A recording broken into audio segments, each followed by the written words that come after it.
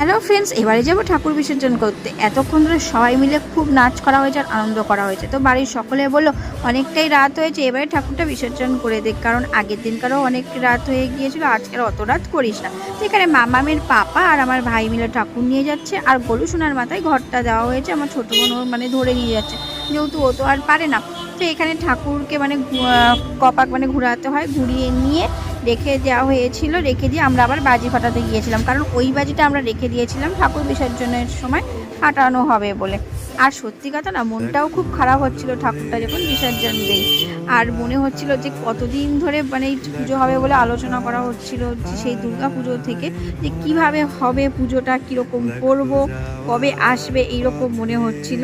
আর সত্যি কথা খুব মজাও হয়েছে, বাড়ির পুজো যেভাবে মজা হয় কি আর। তারপরে দেখো ঠাকুরও আমাদের বিসর্জন হয়ে গেল। এখানে সবাই আমরা খিচুড়ি আর লাবড়াও খেতে বসে পড়েছে। তো শুভরাত্রি সবাই।